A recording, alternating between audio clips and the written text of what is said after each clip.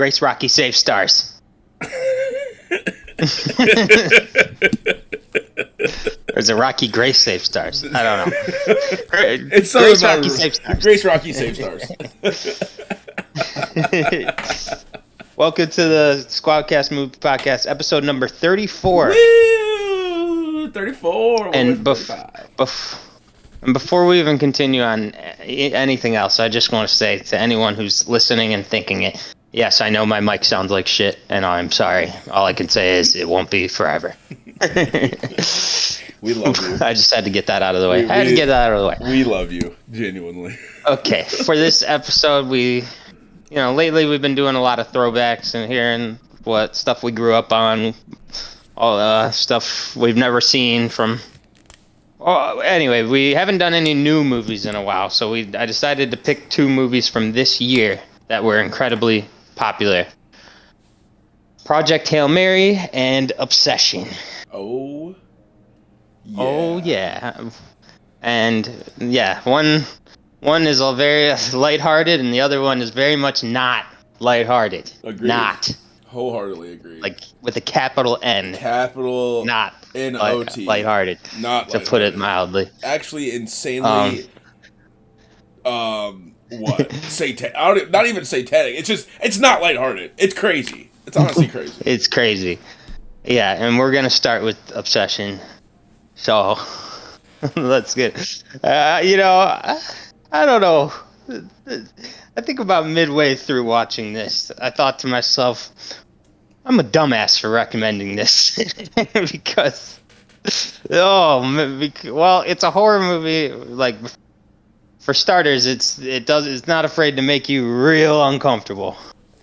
And in a number of ways. Honestly, before I even talk about the movie itself, I just want to very briefly acknowledge the awesome success story behind it. This movie only cost $1 million to make, and it's made like fucking, I don't know, almost $500 million at the box office. Was it really only almost $1 million purely.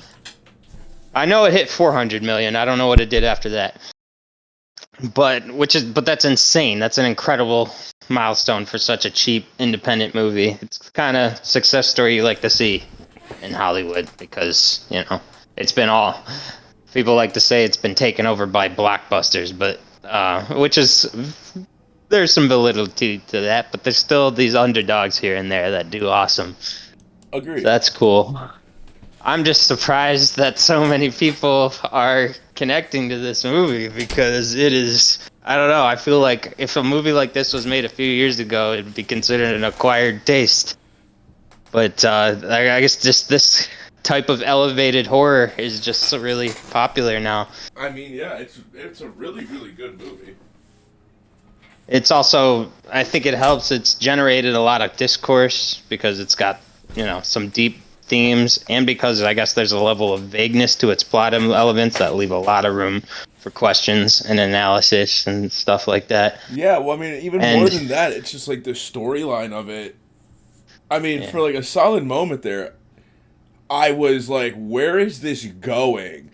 And then I also had multiple instances of like, is this like a possession? Is it demonic? Is it otherworldly? Like, what is the reason behind what's happening, right.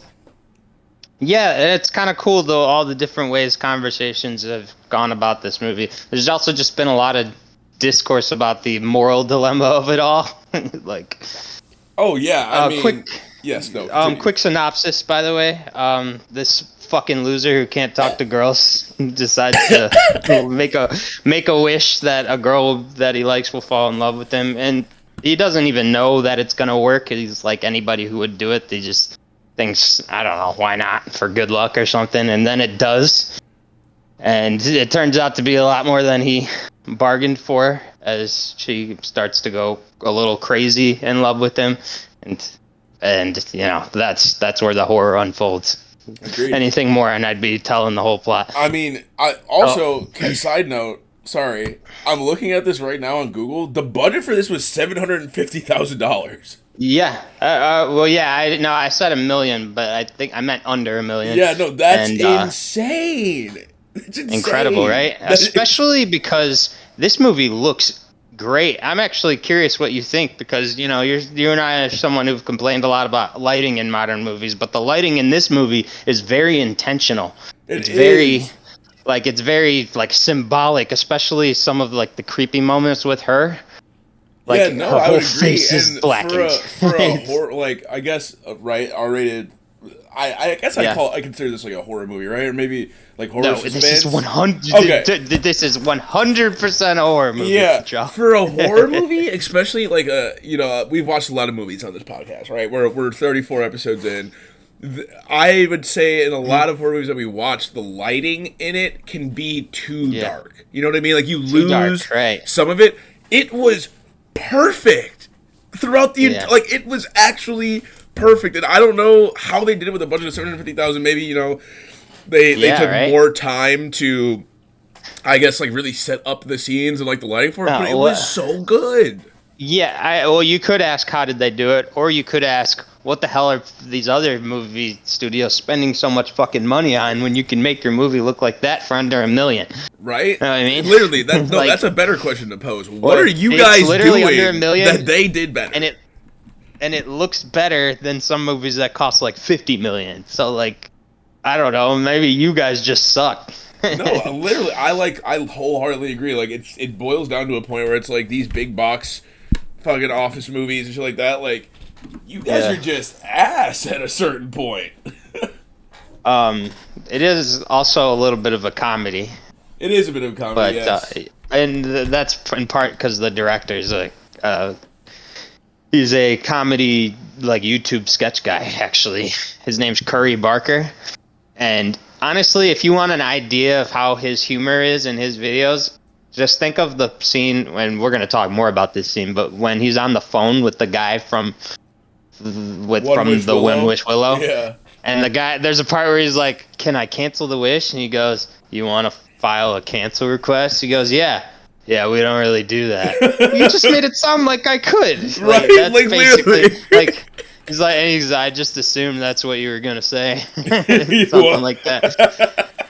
That's a lot of like how his YouTube skits are. Like there'd be one guy who's kind of normal talking to like him, and he's like an idiot. You know what I mean? No, absolutely. And the guy's just like, "What are you talking about?" He's like, "I don't know, man. What are you talking about?" Like, I don't know. It's pretty good. It's pretty good humor. That scene's also fucked up though, and like also like one of the things that makes me, because remember he goes, "Oh, you want to talk to her now?" And then he just all of a sudden you just hear her screaming on the phone. Yeah, which is that like, holy shit, what is happening in the movie? That's what made me like that. That was a point in time when I was questioning. I was like, okay, so she's on the phone, she's screaming. Is this guy the devil, and her soul is like with him? You know what I mean? Like, is the One Wish Willow just signing a deal with the devil at that point? You know what I mean? Right. Yeah, I don't know.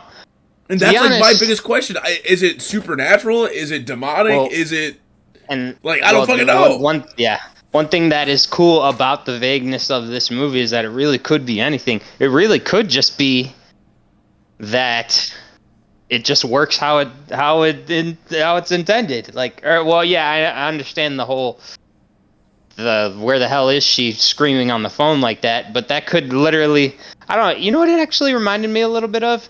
Get Out. You ever seen Get Out? Yeah, I have seen Jordan Get Peele. Out. Add it to the list, by the way. Add to the list. Where his soul is like. Is like in the sunken place. Yeah, it's like his inner conscience is gone. You know what I mean? Like his inner. And so I feel like I agree. Like in this one, it's almost like Nikki's inner conscience. And like there were little moments. There were little moments, right? Like at the where she like almost seems like it's actually her for a second. And well, when like, they're in bed, what the hell's like, going on? When, after she like is staring at him in the fucking corner, and she gets in bed, and she's like, "I've never been with you, Bear. Like I've never been with you." And then he's like, "Wait, what?" Oh yeah. And then she like snaps back to it, and she's like, "Ah!" Like she starts screaming, dude. At that point, honestly, if I'm Bear, like Bear's in the wrong for 99% of this movie, but at that point, I'm walking out the front door and I'm burning the house down. Like there's no questions asked. Like dude, what else am I? Well, I mean, you woke up in the middle of the night. And she's in the corner, which, by the way, I didn't even see her in the corner at first. Okay, well, yes. Yeah, I know.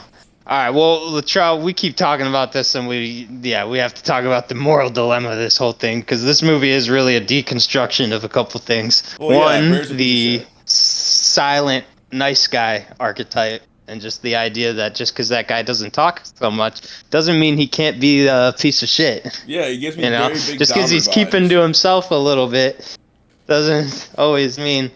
And it also kind of deconstructs the whole.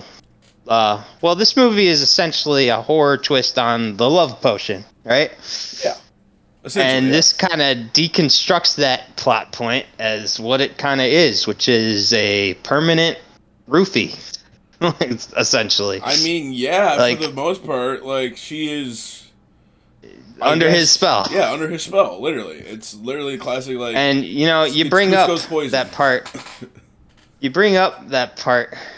And honestly, I feel this way, especially watching it a second time, because I saw this movie in theaters. Oh, really? I was more so just tuned. I was more so just tuned into the horror elements in the theater. But this time, I was watching Bear's bitch ass real closely. Yeah, Bear is a piece of shit. What decisions this man decides to make at certain points in the movie that let you know that he is an evil piece of shit. And it's funny you bring up the part where she's in the corner, because that part is creepy. Well, what I realized on a second watch is that is right after the sex scene, which I didn't think of anything when I first watched it, but watching it again, that was right after the scene where she starts going crazy while they're out to dinner. Yeah, she's like, no. Yeah, I was like, oh my god, brother, just and what so the fuck? he asked her again, well, why would you lie about that? And she goes, does it matter? And he stops and thinks for a second and goes, nope. And it cuts to him thrusting into her. Yeah, and he is morally a piece of shit. You look, that is very clearly a non-consensual encounter, dog. Well, I mean, I don't know if you noticed, even during that scene, if you look at her face, like... Yeah, she's like frozen like a statue. Yeah, literally. It's like, what the fuck is going on, brother? What is happening? Oh, man, that's rough. And, and then right after that is when she's standing in the corner, which is an interesting thing about this movie that I kind of peeling underneath the surface is that she's kind of, even though she's under this spell, she's kind of rebelling in her own way the whole movie. And yeah, that was right after that sex scene, and she essentially got, he's like, assaulted come back to there. bed. She's like, no, I want to be in the corner. I just want to watch you sleep. Right. And he's like, oh, okay. Right. And then she gets back in the bed, and he's about to leave, and she's like, no, like, you fucking stay right here. I'm like, oh my god, this is crazy. Yeah, it's fucking crazy. Yeah, I kind of viewed that as, like, a part of her that's, like, rebelling in that moment, but she's also caught under that spell, so she keeps, like, wanting to go back to him, but, like... I don't know. It's like there's and I especially felt that way at the party. Oh my god! Don't even get me started at the party with the fucking spin the bottle thing. No, what about the little things she recites from? Oh my god! I think that's like a part from the original version of Hansel and Gretel, like that was written in like the 1500s or something. And it's a lot more incestual and gross and disgusting. But someone pointed out on line that was another form of her rebelling, right? Because she's telling this like story of a really sick, disgusting relationship. Exactly, and like that's exactly what's going on with her and fucking Bear. And mind you, the name Bear is such a befitting name of this fucking freak. You know what I mean? It's that's so great. good. It's really good. Especially with the whole man versus bear thing. Yeah, right? Like, it's literally, I'd rather be with the bear. Well, it's like, well, fuck, he is the bear. Yeah.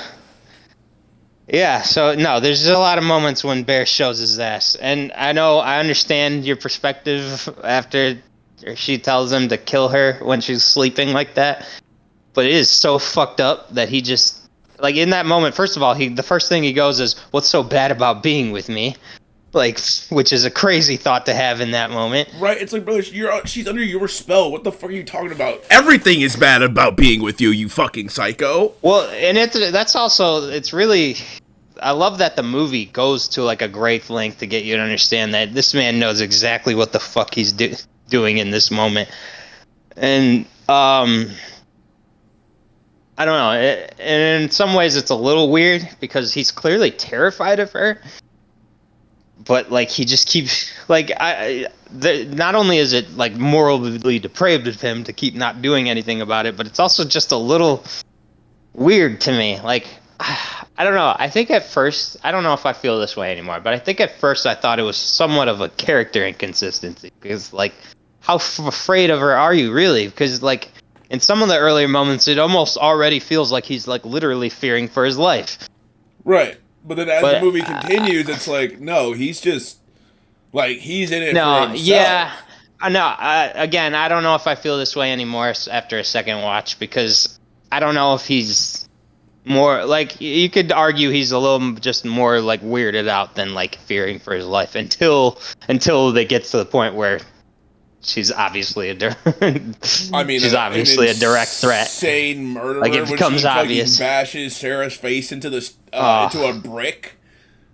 Oh, dude! At that point in the movie, I literally thought, I was like, okay, maybe Bear's like turning the other leaf. Like him and Sarah are gonna get together, and then he's gonna have Sarah do the wish with the one wish below to break it, and they're gonna live happily ever after. Nope, she fucking breaks the window open with a brick, and then murders Sarah, and then proceeds to skin her alive on a chair.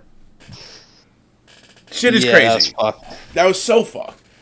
And mind you, this comes after. This comes way after the scenes where Nikki tapes the entire fucking door shut because she doesn't want him to leave, and then she also shits and pisses on herself while he's gone, and he comes back in. It's like on her face and shit. Brother. Well, what happens is she just stands there the whole time, regardless of any bodily urges she might have. Exactly. Just stands. Yeah, he like, comes home and I'm sorry. Yeah, right there is where you're like, okay, I gotta do something. About this.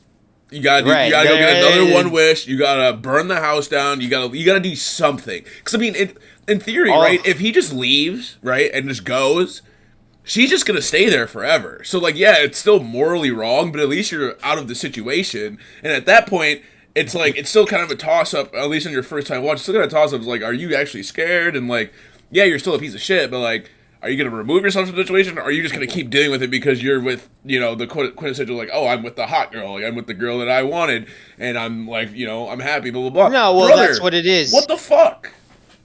Well, that is that is what the movie's kind of asking. It's like, if you got exactly the person you wanted, but it was under these circumstances, what would you do? And they make it clear that he is someone who is, choosing his, He's choosing his own benefit over. Yeah, and I guess it's in a way it's saying that he doesn't really love her. Yeah, he's in it for his own lustful gain, I guess, for lack of a better. Oh, we've been talking a lot about the story, but I just want to mention the music also is great in this. It's nice and like it's like dreamy almost. Yeah, it at times actually remind me a little bit of Stranger Things, but not as like crazy. Yeah, it kind of makes you feel as if you are there, you know what I mean, without being there. It almost feels like the whole movie is a dream state, and it made me wonder at certain points where it's like, at a certain point in this movie, are we gonna get like a quick cut and like a blinding flash of light, and then the Bear's gonna be in a fucking hospital because he's like in a coma or something, you know what I mean? Yeah. And like this is everything that was in his mind, but then he wakes up and it's like Nikki and Sarah and Ian are actually there because something crazy happened. Like, no, actually, no, he's just a piece of shit, and then he gets murdered at the end, which he honestly deserves. Which, by the way, the ending is one of the craziest parts to me in the entire movie. I know. Actually, all right, fuck it. We'll talk about the ending, but I also want to go back in a minute. Yeah, no, the ending's fucking crazy, and I'll be honest, I actually didn't notice the first time that she makes a wish. Yeah, like I didn't realize he snaps out of it. He eats all the pills, and then all of a sudden he it's like his own body contorts. I don't know if you've paid attention, you actually hear the thing snap. Yeah, you hear it in the background, and then he kind of snaps out of it. His whole face changes. Yep, and he walks out. He's like, "Oh, I love you," and she's like, "Oh, baby," blah blah blah. Just kind of another way of showing how convulsing. Yeah. I know. Yeah, this movie is a little bit. I guess another like frustrating thing about it is you can really see how it could have went all right. Like if a couple things were different, I don't know. What if she had just made that wish like right away, and they just had this happy, mutually obsessive relationship forever? But then there's the concern of like, if they do that, one, are they ever gonna leave the house again? Right. Two, like, what happens when they leave? You know what I mean? Like, if they go out and anybody touches the other person, they're just going on a murder spree. You know what I mean? No, I guess it would still be bad. It would still be bad. It would just be. They would just be two psychopaths. It would just be two psychopaths. They would probably both end up in prison within like a week. Exactly, and then in prison, they're just going to end up killing themselves or getting killed. Which is a fucked up. But that's a fucked up realization about the ending, which is a girl who really didn't have any control of herself is probably going to prison for the events of this movie because she's got 3 bodies. Exactly. Or she's in a house with 3 dead bodies, and her fingerprints are all over the gun. It's like fingerprints are all over the bodies. Fingerprints on the gun, on the bodies. But then there's like the flip side of the coin where, which by the way, I just want to throw one thing out there. Nikki is Use that money from the guy. Yeah, from Ian. Nikki's a great shot because Ian walked in and she no-scoped him right in the dome. All right. Literally, he opened the door. He opened the door and she just no-looked his ass. Wham! Right in the fucking square of the forehead. I was like, okay, someone that's tweeted crazy. That. Imagine you're up $1 billion, your ex immediately dome pieces you. Dome pieced. Dome piece. Also, Ian is certainly a victim in this. He's also a little bit of a douche. Yeah, he's an asshole. Bear is literally in your house, and this is at the point of the movie where I thought Bear might have a chance of like not actual redemption, but like he might try to make things right and set Nikki free. And he is pleading with Ian, like, brother, it doesn't matter if you believe it or not, just play along. But instead, he's like, fuck you, and he just, I wish for $1 billion and cracks it. No. So obviously, this is the point of the story when Barry realizes this shit's fucked up and he's got to do something about it. Because Sarah just died, so it's like, okay, well, she just murdered her friend. So this is yeah, I know. Yeah, obviously that's somewhat of a frustrating scene because like. I don't know. I guess you always think in moments like, wow, I probably would have explained this a little bit better. I would have. He probably shouldn't have even explained it. He should have just handed in the thing and said, "I wish Bear never made the wish," and just not even say anything else about it. Like, dude, just do this for me right now, and I'll explain it after. Literally. Like, I don't know. Then at least you don't sound as crazy. Exactly. Like, hey man, can you just do this really quick for me? I just want to see if this actually works. Like the fact that he told him it's a wish thing that grants any wish you want. It was what I was like. Okay, well, if I'm gonna use it, I might as well wish for $1 billion. Exactly. I mean, you know what? Like, sure. Reasonable, right? Like, I think if in any other situation, like, we've been friends forever. If you walked up to me and were like, and it was outside of that situation, you're just like, oh, hey, man, like, if you use this, you can wish for anything you want, it'll come true. I'd be like, oh, fuck, okay, I wish to be, like, rich, right? But in this situation where your buddy, like, it seems like at this point, they've been buddies for a minute, and he's like, dude, I need your help. Like, everything's fucked. And also, leading up to this point, he has seen the fact that Nikki is literally out of her mind. Just do it. Just fucking do it. You know what I mean? Fuck it. Just try it out. Yeah, and I guess that's probably my one small complaint about the movie is that some of the characters don't always act exactly how I think people would act in that situation. Like, even, like, I can kind of understand him being all about the fact that he just got $1 billion, but the fact that... But that seemed to be, like, all he cared about as he was knocking on the door right before he got popped. And I don't know, I feel like there's a few other things to think about there, like the fact that wish thing literally just made that money appear. Like, I don't know, and the fact that your friend's covered in blood and was just begging you, like, was really upset that you did that. Right, and like he had the things in his hand, and then when he goes, I wish for $1 million, fuck it, you can just see Bear's, like, every ounce of hope that he could have possibly had in the world just all faded from his body. He's like, well, right. I guess we're fucked. Also, Nikki acted that way at the party, and nobody did shit. Right? Like, shouldn't I feel like at that point somebody else should have realized something's really, really wrong with her. You would have thought somebody would have stood up and been like, when she gets up during spin the bottle or whatever, and then just literally grabs the back of Sarah's chair, pulls her away, and then gets right up in Bear's face. Dude, if I was sitting there, I'd be like, you know what? Two things would have happened. I would have asked, "Are you okay?" Or I would have just got up and like grabbed my buddy and be like, "Hey, we gotta get the fuck out of here." I was actually dying during that part because right after he read the line, "Kiss the person to your left," and looked over, and then they just show him looking over at Sarah, and then both of them looking forward, which you like before it even cuts to her, you know that they're looking at Nikki. Yeah. And it cuts over to her almost in like a comedic timing, and she's there with that famous frown that's been posted everywhere. Biggest frown ever. It's like the reverse of the movie Smile. Literally the reverse. It is a great face. Like, it's a great face, and kudos to the way it cuts to it. It's so I still call it comedic because I was literally laughing so hard when it cuts over. She's just like, oh, I don't know. No. There was almost like, the scene, the shot right before it of them like slowly looking at her, like builds like an anticipation, and then it cuts to that. And you're just like, oh my god. Jesus. Oh. I was uncomfortable. It's a movie. I'm sitting there watching this, and my skin is crawling. And honestly, at that point, I thought that was the breaking point. I thought Sarah was done right then and there. I thought she was gonna jump over the table and like stab her in the face with a broken bottle or something. You know what I mean?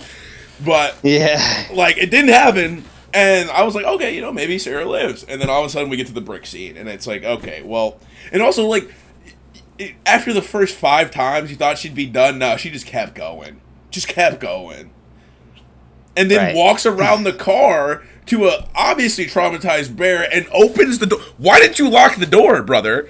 And then opens the door and she's like, no, it's okay, baby. It's okay. Come here. It's okay. Get off of me. You just murdered. Don't touch me. Like, what the fuck? Yeah, no, it's a little, honestly, that part's a little weird to me. And then they just go home. No, Nikki's a little weird to me in that part because she's like, you go ahead home, baby. I can do the rest. I was like, what? Yeah, well, like it's gotta be honestly that almost gives credence to your idea that she's like a demon because what the fuck? All of a sudden she's in serial killer mode and to the point where she's even comfortable telling him to go home. And she's just gonna take care of the body. You know what I mean? Yeah. But then at a certain point, doesn't she ask him for help with the body too? If I'm not mistaken, you need to help me get rid of this body. Yeah, you need to help me get rid. What are you? What? Like, what? No. I don't know. No, I'm not doing that. I don't know how I feel. That was a little weird, but it was whatever. Yeah, no, this entire movie was a cerebral mindfuck where I didn't know what was actually happening. And then you know what? I don't mind that it ended with us not finding out like what's really behind the One Wish Willow, but also like I wish there was like maybe a 10-minute part somewhere where like we got to see the manufacturer of this or like the person on the other side of the phone. Like, was it the devil? Was it a ghost? Was it a dude just playing a prank and they had like a clip of some random girl screaming or like what was going on? Because it's again to me genuinely it seemed like Nikki's soul got taken into like the inner rings of hell, and that was the devil, and they were torturing her while they let like her fleshy body just kind of be in limbo almost, and like just follow the rules or whatever the fucking game was. It was like a game, you know what I mean? It almost seemed like it was like there was rules to the game, and they couldn't be broken unless you had another One Wish Willow. But again, it said every person only gets one wish, and then it was crazy to me that he went and tried to break another One Wish Willow, and it doesn't break anymore. Like, did this thing just become indestructible all of a sudden? Yeah, right. That was weird. That was crazy.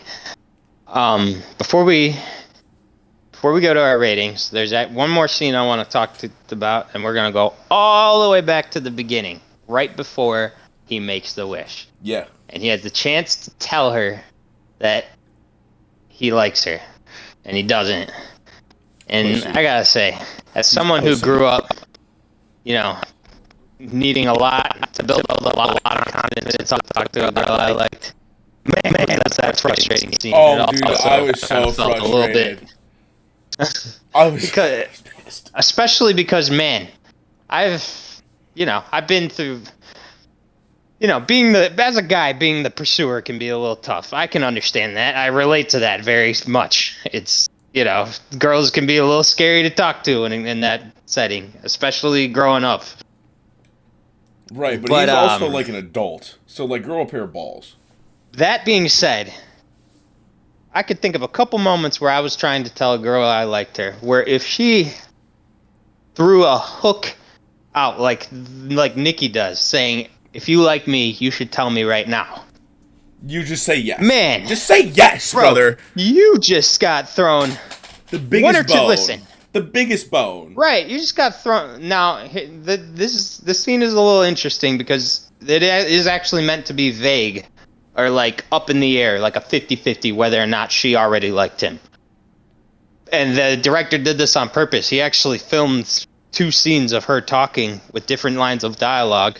One has dialogue that almost really indicates that she likes him back, and then another one that makes her sound more disinterested.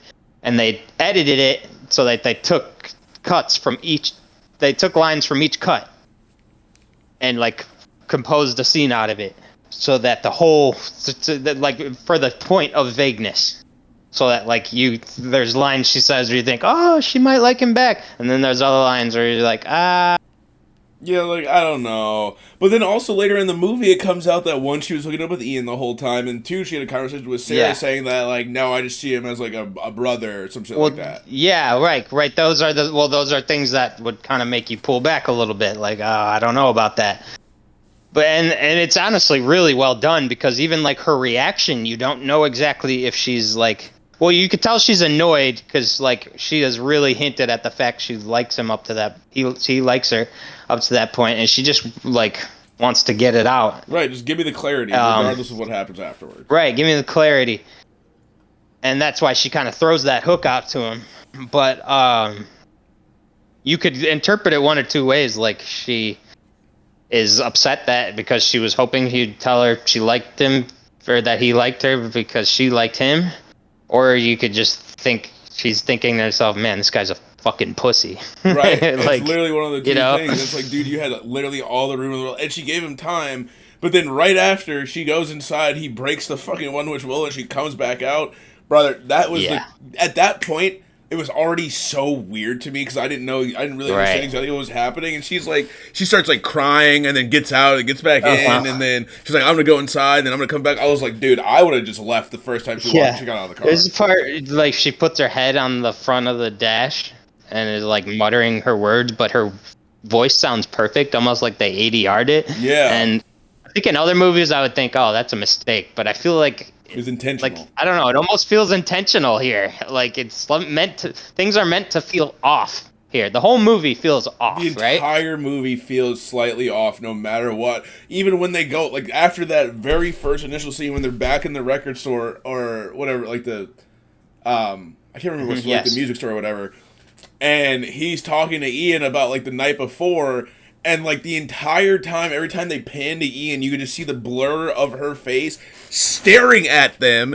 And it's like, where was the store? Like, nobody else walked up to her and was like, hey, Nikki, like, everything good? It was a solid, like, 15 minutes of her just staring at them, and nobody else said anything? Yeah. Like, come on, dude. It's almost like she was invisible. Looking at us? Yeah, dude, she's looking at us right now. Right? Like, come on. It was, like, it's just, it's insane. It's insane. The movie's insane.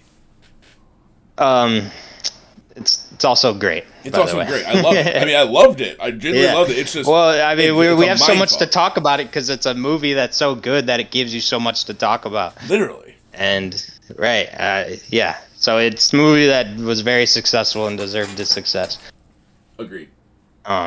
Yeah, and honestly, they'll be talking about it for a while. Oh yeah, without a doubt. Ready for our ratings? Ready for the ratings. Okay. Like I said, my only, like, small critique was just, like, some weird character decisions here and there, and, like, I guess a couple lines of dialogue. But pretty much everything else about it I thought was pretty masterfully done. I also just want to give a shout out to all the acting performances, especially the girl, Indy Neverett, who plays Nikki. I think she should get nominated. Anyway, sorry. No, four and a half out of 5. I agree. No questions asked. 4.5 out of 5. This is a fucking great movie. If you haven't seen it, go watch it, please, and thank you. Just be prepared for a complete cerebral mindfuck the entire movie. Okay. Let's go. Okay, so completely different movie here. Project Hail Mary. Yeah, I don't know about you. I picked this movie because I actually watched this movie right after Obsession. I went from Obsession right into this because I was like, you know what? I think I should go to bed happy. What a different movie, brother. It's funny the dynamic of movies that become popular in a year. I almost wish these two movies had like their own Barbenheimer because that's almost what it felt like. Because when I remember when those movies came out, one was a lot more lighthearted. Fuck, this is fucked. It is, but no, it's the great sign of art. You know, you can enjoy happiness and you can enjoy tragedy. But yes, Project Hail Mary is a lot. Way more optimistic, but still, you know, kind of grounded and still like a very, you know, a grown-up story, I would say. I mean it kind of works for all ages. More optimistic. There are some I wouldn't say like very, very dark, but there are some darker. There's a couple dark moments in it for sure. There's a couple dark moments. I cried at one point in this movie in the theaters. I did.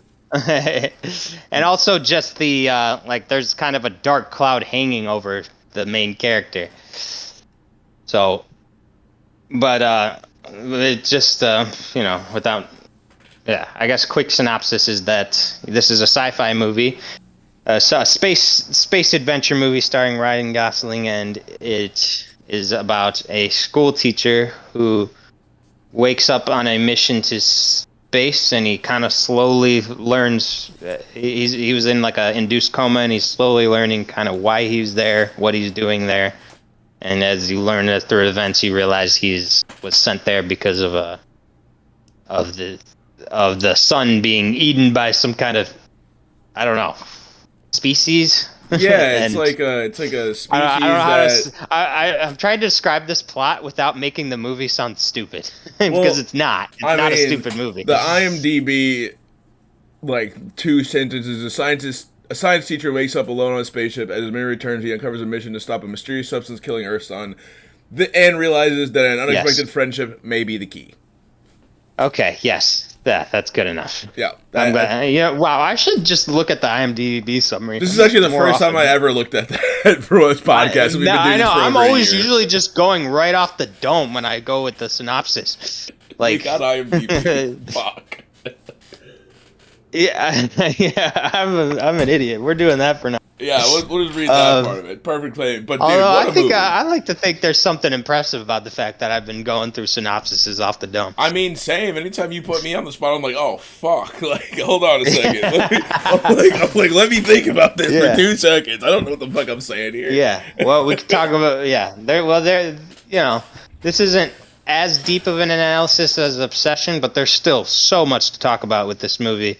No, this movie was not cheaply made. I think this one costs, I don't know how much. I think it was over $100 million. Let's see, I can find out here.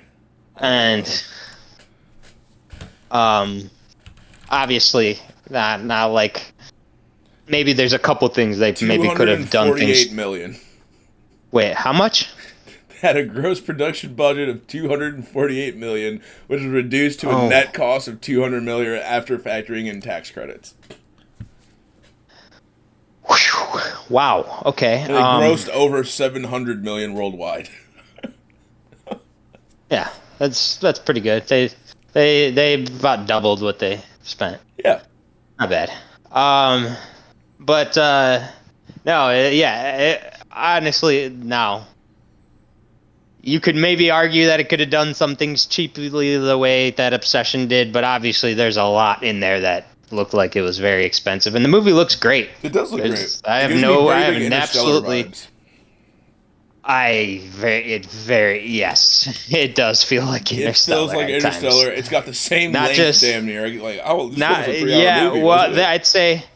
Yeah, the music at times felt like Interstellar's music a little bit, and also some of the ways they like shoot the ship from the outside and the inside look a little bit like how they do it in I think Interstellar. the biggest No, part that no question reminded me about exactly of Interstellar is when they're going to collect like the opposite antibody or whatever, for, like lack of a better term, from like the purple and green planet. And like they do the big like zoom out. And he's like juggling around the ship with it. Yeah, and you see the whole planet, and then you see all that. I'm like, is this Interstellar? Yeah, and the music is like these long deep chords that are getting more impactful. It's insane.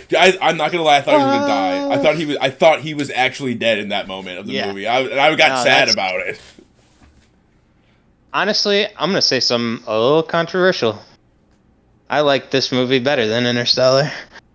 And I actually think it does some of those things a little. I think it does those. I think this movie does what some of the things Interstellar is doing, but a little better.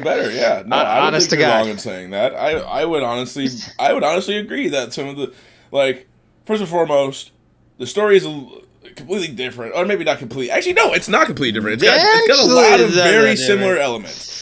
But yeah, like I will say, like the whole backstory of it and like how they communicate back to Earth feels it's better than what they did in Interstellar. A lot of the suspenseful moments and the way that they like kind of brought apart were way better than Interstellar. And honestly, I'm not the biggest fan of some of the flashback scenes on Earth, but I do agree they handle back on Earth in my opinion, I guess yours too, a lot better than Interstellar does. Yeah. They really do. Like, and I mean, even when they do the flashback to the more like recent times of the planet where he's like finally figured, him and Rocky finally figured it all out, and like they're heading back, and then like they flash back to Earth, and it's like the Earth is a frozen tundra because they can't get sunlight, and like it's starting to freeze over, and you really get a depiction of how fucking long he's been gone. I'm like, it's masterful. It's a masterclass. Yeah, that was a good touch. For sure. I remember I picked that up on a second watch. Oh, wait, it's frozen like that because the Earth is getting cold. Yeah, because there's no... That's crazy. I really don't know what they call them. I'm just going to call them amoebas, for lack of a better term. The amoebas are eating the fucking sunlight. Taumoebas. Yeah, the taumoebas. Or are you talking about the astrophage? The astrophage. There we go. I could not remember the name of them to save my life. The astrophage are fucking eating the sunlight and not allowing anything to come through, so it's like... But for the longest time, you really don't, like, you have an idea for how long he's been gone, but when they show you, like, when they first found him and sent him out to space, compared to when he's on his way back, you're like, oh my god, he has been gone for a long time, you know what I mean? Well, yeah. Well, I mean, he never actually goes back. He never actually goes back, but, like, you could tell when the pods land, like, holy shit, he's been out there. Well, the movie does a great job setting you up, like, with... Like, at least in the beginning, it sets you up with like you're like curious with him about like what's going on and how he got there, and I think it does a good job balancing the flashbacks for the most part. I think there's a couple of them that go on for a little too long, in my opinion. Yeah, the one where she like does karaoke and stuff on the ship. I feel like that could have been. Yeah, and here's the thing. I didn't need to hear all that. Honestly, I don't even mind the scenes themselves. I just feel like they affect the pacing of the movie a little bit. And this movie was 2 hours and 20 minutes. I just felt it probably could have been cut down like 10 or 15. Yeah, exactly. Like, genuinely, we didn't need that part. I'm not just harping on that one scene. It's just the one that, like, pops in my head the soonest. It's like, okay, we have the whole backstory between him and her, and, like, they never really hooked up, and maybe there was something there, but it's like, why did we need a whole 8-minute scene of her singing a song and then just walking away awkwardly? I kind of know what you mean, because it almost felt, people were praising it on the internet, and that's fine. I'm glad people liked it, but it almost felt like it didn't really feel like people were loving it for what it did for the movie, and more like they just loved it like in a vacuum. You know what I mean? It's like, oh my god! Like, I love her singing this song. She was such a good singer. It was so cute. This and that. It's like that has nothing to do with the movie. It is like this man is in space. It has by a little himself. bit to do with it. Like it was kind of just.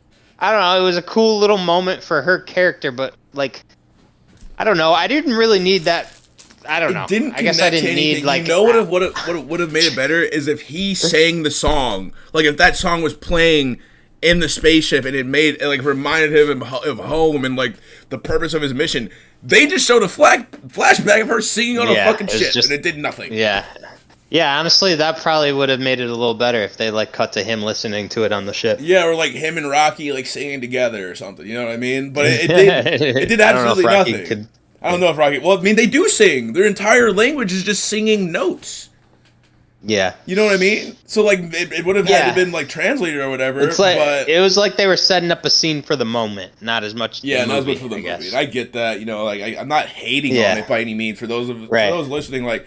I'm not hating on it. I just feel like it didn't really add any substance to the movie. I don't want people to attack me and be like, "You just hate her singing," or "You hate her." Like, no. And there's a couple parts. I don't know why I put this in my notes that they movied it up by like I don't know when he gets introduced to that room of scientists and they start bombarding him with questions. Yeah, he's just like a fucking middle school teacher. Guys, like guys, I don't even want to fucking be here. Right? Like he's like, I got dragged here. Like I wanted nothing to do with this. You know who I really did enjoy his relationship with the fucking with Carl. Him and Carl, I loved that. And then it kind of like that that relationship plays into his and Rocky's relationship. Well, that was really cool because that was right after he kind of just got humbled over the fact that his theory was wrong. Which was a cool twist with that movie. Like you probably thought, the way they were building it up, you almost thought like they were, they sought him out because of that, and then he found you probably thought the movie was about to show that he was, oh my god, he was right, but no, he was actually just wrong. Yeah, all the other scientists were right, and he was wrong, and his theory was wrong. But like it was kind of cool that pretty much right after that he decided to like ask for Carl's input on something, and Carl said something that made a good point. That was cool. Yeah, no, I liked it a lot. And then like you slowly start to see like their progression to becoming friends, and like they go and buy like all the Snickers bars at a store or something like that. No, they buy sour Skittles. Sour Skittles, that's what it is. And they're just hanging out eating it and all that shit. Like, I thought that was so grabs like awesome. A bunch of. He's like, yeah. He's like, yo, yeah. And they cut to a scene. And he pulls out talking, the card and Carl's eating a bag of sour Skittles. Yeah, it's amazing. And like then you get the montage of them going to shop for all the supplies. He's like, well, if we don't have the funding, like we'll do it ourselves. You know what I mean? And then like eventually it works out and all that stuff. And then you get the whole scene where he teaches the other people how to like do the experiment because he wasn't supposed to go in space, and then they fuck it up and it blows up and they all die. I was like, what the fuck? It's crazy. Well, just focusing on the early scenes though with him and Carl, that part like I don't mind being a little long because we're still very early into the movie, still don't really know anything, so we're kind of looking at these like with a very like mindful eye of like this is going to help us later with what's going on. It's almost like a roast that doesn't really happen, which is another thing that the Sandra Hilaire singing part doesn't really do for us. It does. Like we don't learn nothing anything there. For me. It doesn't teach me anything about what's happening. It just shows me that they were on a ship together before he took off into space, and that she's a good singer. Cool. You know what? Sandra Hilaire, awesome. I love your singing voice. Added zero substance for me for the movie. Sorry. I will die on that hill. And yeah, this movie was based on a book. There are parts. This isn't even really a criticism. There are parts of the movie like where I kind of want to read the book just to get like a little more. Like I want to learn more about that explosion. They kind of brushed over it with a couple lines really quick. They just glazed over because they just wanted to get to him being selected to be the third crew member, right? And all that stuff. And I also want to know like what happened in space that killed the other two people. I would imagine the book had a lot more to say about it. Yeah, I'm sure it elaborates more. And like, I might read that book. I'm not gonna lie. Oh, I'm planning to. I just haven't got around to it. I'm reading like 5 other books right now. But like, and to that point, and I know I just said it, but it's like, how did the other two, like the captain and the other chick, die in space? Like, they don't really go into how they died. He just wakes up and he's confused, and he figures out, and then he goes and looks, and there's just 2 dead bodies. You know what I mean? It's like, what malfunctioned on their trip for them to die? And then also, I guess the movie was just kind of saying like kind of implying that like just being sent into space like that was. I mean, they were kind of they did. It was kind of a modern setting when they were starting out the project, right? So it was they tried to make it somewhat real world. So, they were literally, it was almost like, what if our modern settings just started doing this hyperspace and sleep pods? Like, what if we like tomorrow we said, hey, we have to run a prototype. We don't have a choice, right? Because we need to send a mission to try to save the planet. Yeah, like we only have like X amount of years I feel like it was left, trying its best to do that. Now maybe that hurt it a little bit because it was like, I don't know, in a way it made it a little unrealistic. But I imagine most people probably just don't care. I didn't really care. Yeah, I mean, it wasn't the end of the world to me. The movie again was really good, and then I also really like how they introduced Rocky and like his ship and stuff like that. Yeah, because at first, when that ship we gotta first talk about appeared, Rocky. I really was getting big like AVP vibes, where I was like, is he about to get invaded by like an insane race of aliens and they're gonna like probe him and shit? You know what I mean? Like, I had no expectation of what was gonna happen. Well, that was kind of a moment where I wished I had like seen like no promotional material for the movie and then just went in blind, because I don't know, I just assumed that was gonna be Rocky. And I was like, well, everybody talking about this movie, all the promotional material is like him dancing with the fucking rock guy. So I'm like, well, it's probably not going to be me. Yeah. Well, see, luckily for me, I actually didn't see any of the promotional material. I don't know how, mind you. I don't know how I didn't see anything before I saw this movie in theaters. But I didn't see any of the promotional material for it, so like... Surprised you went and saw it. Jenny really wanted to see it because she's a big fan of the book, and I was like, I love space movies, like, let's go and watch it. And we saw it in theaters, and then I fucking loved it. Absolutely loved it. My girlfriend also wanted to see it, and I knew what it was.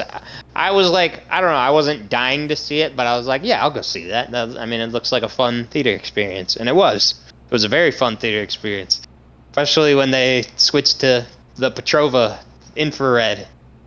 Yeah, the Petrova line was sick. It's fucking, the Petrova line. Yeah, that was really cool. That was so sick. I also just like how, like, the whole... It gave me big Mars Attacks vibes when he's, like, trying to figure out how to communicate with Rocky. And he's, like... First, obviously, there's... Yeah. Funniest part is when Rocky's throwing the messages from ship to ship, and he's like trying to figure out how to catch it. He's like, "Why is it going slower?" Right? Because he's like, dumb. "Oh yeah, they just think I'm fucking stupid." And then eventually Rocky's like, "You're stupid," He like literally calls out. He's like, "Yeah, you're just fucking dumb." But I learned from Jenny actually that in the really book. Apparently, like, Rocky really roasts him a lot more. Like, there's a lot more arguments between them because Rocky's pretty much just like, you are the dumbest fucking thing I've ever met in my life. Like, how are you even out here right now? I can see that in the book for sure. Yeah, for sure. They would definitely make him like more of like an asshole kind of. Yeah, Rocky's super condescending apparently in the book. He's like, you're just fucking dumb. And like, I guess they get in way more arguments. Obviously, it ends sort of the same way, but... Like, I wish I could have seen more of that, because Rocky, first and foremost, cracked me up, and, he's hilarious. Alluding to the part where I cried, I genuinely teared up when I thought Rocky died when he saved Grace. I thought he was dead, and I was so fucking sad, dude. I was so sad. Yeah, that was weird. I thought he was like... when I first saw this, I thought, like, okay, he's dead now. Like... Yeah, I was like, Rocky's dead. But then, honestly, I didn't even know that he wasn't dead until he said, you gotta wake up. Like, oh, is he asleep? Or he's like in a coma, I guess. Right, and I'm assuming because Rocky's body is made of rocks and it's like a sedimentary thing, like, yeah, he's not supposed to be in whatever, like, atmosphere or something like that, but I feel like it would have had... Maybe there's like a protective aspect to it? Yeah, there's gotta be a protective aspect to it where it's like, he probably just needed a lot of time for, like, the rock cells or whatever to regenerate or something like that, or maybe it was similar to like a polar bear, or not a polar bear, like a grizzly bear where they go into hibernation for months. You know what I mean? And then I wonder if there's an explanation for that in the book, because I was kind of like, man, how is he alive? Yeah, I was like I was genuinely so sad, and then all of a sudden Rocky comes back and I'm like, let's fucking go, my boy Rocky's alive. Well, so I think at that point, that's how I knew that the movie had swung me in, because I mean, the real concern of Rocky not waking up was that he wasn't be able to help his own planet, and at that point, I was like, "Holy fuck, man! They better fucking help Arid." Yeah, right. Like Arid better be saved. I knew fuck they had Earth. hooked me Arid in needs I was to be saved. I cared just as much about Arid as I did Earth at that point. Literally, I want, and then like I was like, you need to wake up because I don't know how I'm gonna get this shit to saved. Like they need. They need to figure out how to save Arid just as much as they need to figure out how to save Earth. And they even put that in, they make that like the final moral dilemma for him. He's like, I either can go home or I can go back and save it. Save Rocky and his planet. Yeah, because he figures out why like all of Rocky's people died, and he was like, "Oh shit, Rocky's lab was the only safe part from the astrophage." Yeah, and that was his people a little are interesting. dead from astrophage, and it's like, okay, well, what was surrounding Rocky's lab that made him safe? Well, he brings up they're very smart, but there's a couple things we've discovered that they haven't, like the theory of relativity and radiation. Yeah. And, that's right. They all died from radiation. I couldn't remember that. Right, they died. Yes. Which is a little interesting. I don't know. It also I think at first I was like, man, how would they? They're smart scientists and they don't know those two. Like, I don't know. Like I didn't basic know theories, but like those are basic theories to us. Yeah, you know but I don't mean? know. Maybe I don't. Maybe they could. That's possible. And I mean, I've never really thought about like what things a different intelligent species would know and not know. You know, right? We also don't know. Like maybe they had other things. We've never met another conscious, intelligent species. So. And it also begs to differ the question because it's similar to how Rocky comes back to life. Like, what if they just put the rest of the people that he was with in like a certain condition and let them sit there long enough? Like, would they also regenerate from the radiation? I mean, they're made of rocks. Rocky, right? We only know that they died because Rocky said so, and if he says so, I imagine if he's saying dead. It's too late, I imagine it's too I would imagine late. so. But I do find it very heartwarming when Grace decides to go and save Rocky, and then we get like the flash forward where at first I thought he was just back on Earth, but then Rocky comes knocking on the door, and then you find out like he's in a fucking bubble that his people created so that he could breathe, and now he's teaching class to the other baby rocks. I'm like, let's fucking go. Because he's like, nobody cared about me at home anyway. They put me on this plane without my consent. Like, they knocked me out, and they said, fuck it, if you die, you die. Like, we're as a people, we don't value your life over the life of like everybody else on Earth. He's like, well, I'll save him, but I ain't going back. Like, fuck that. I got a real friend out here. He goes, we're ready to send me home. He's like, can I have some time to think about it? He goes, yes, think about it. Take long time to think about it. Yeah, he's like, please, Grace, stay with Rocky. Take very long time to think about it. Very long time to think about it, yes. Also, like, as he has to go out to collect the Tau Amoeba, he goes, Rocky's like, words of encouragement. Like that, you can't just say words of encouragement. Words of great encouragement. Nope. Nope, doesn't work like that. Nope. But all right, I'm gonna go out there. Man. He's got great charisma. He's like a leading man. I think he was perfect. You could put him in movies like this all the time. Well, isn't Ryan Gosling? No, he is. Ryan Gosling's the new Ghost Rider. Oh, is he? Yeah, they announced him at the same time they announced fun. Doom, or not Doom. At the same time they announced the new Black Panther. Oh, okay. Oh, I didn't even know that got announced. Yeah, it was at maybe like a Comic-Con or something like that. I can't remember exactly, but I saw the announcement. David Johnson is the new Black Panther for Black Panther 3. Oh, okay. To release December 15, 2028. Also, it was a little weird. It took him 56 days to get to Rocky after that. I feel like Rocky should have been screwed if that shit was eating his ship. Right. Well, maybe there was like think about how big that ship was. Yeah, it's you know what I mean? Like, I don't know. Massive. It dwarfed. Yeah, Grace's something ship, I was thinking about. Which was fucking huge if you really think about like the size of it, and. Also, we don't know what Rocky's ship was made out of. Maybe the material it was made out of had a little bit more of... I don't... we know it was at least somewhat made out of xenonite or whatever. Yeah, xenonite. I don't know. Which is crazy because it... And I think also, if you think about how long it took for Grace to realize that the astrophage was eating the xenonite, like, he had that in his ship for a long fucking time before he realized it was getting eaten, and then he was like... oh, fuck, like, Rocky's fucked. And then at that point he turned around. So like, if you think about the entire ship being eaten alive by it, probably took a pretty fucking long time. I guess the only other thing I thought was a little weird, and I didn't really think about it that hard, but I just thought about it in the moment, was that, I don't know, the whole galaxy is infected. I don't know. I'm a little, I don't know. I feel like it's a little weird that there's only 2 scientists in the whole galaxy working on this.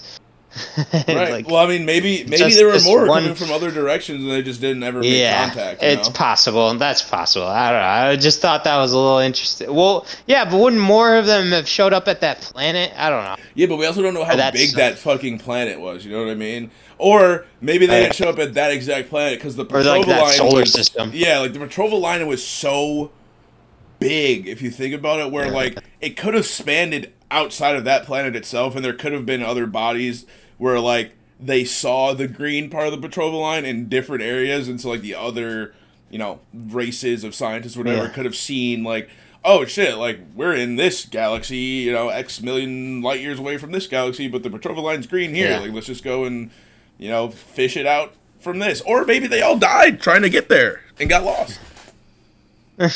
You know, you never know. Maybe the book explains it more too. Yeah, I know. Yeah, I'm gonna check out the book for sure.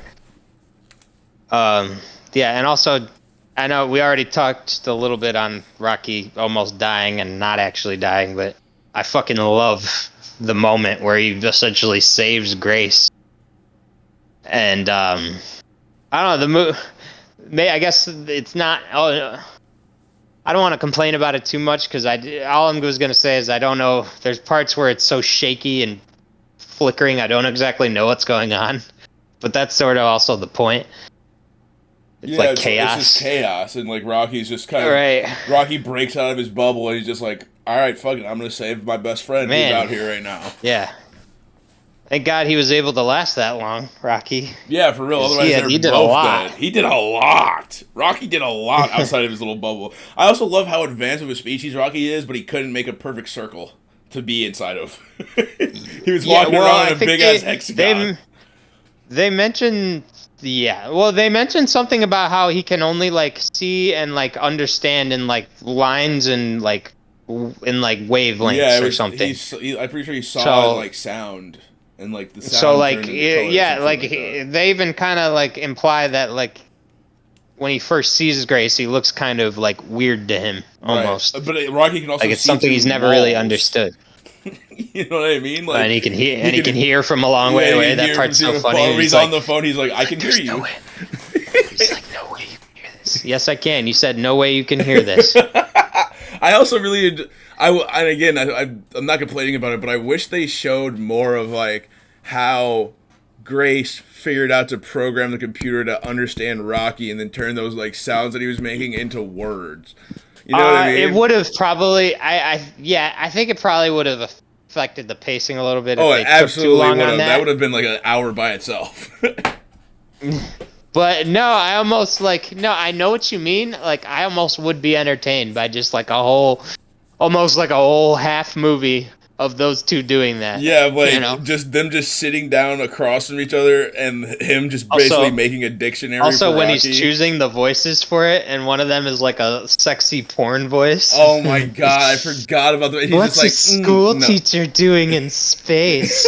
He's like, nope, not that. No. And one of them's Meryl Streep, and it sounds like really good. And he goes, "She could do anything."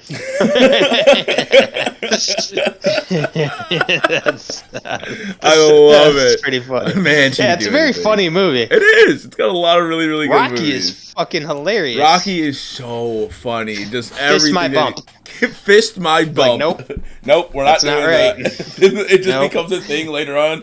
Fist my bump.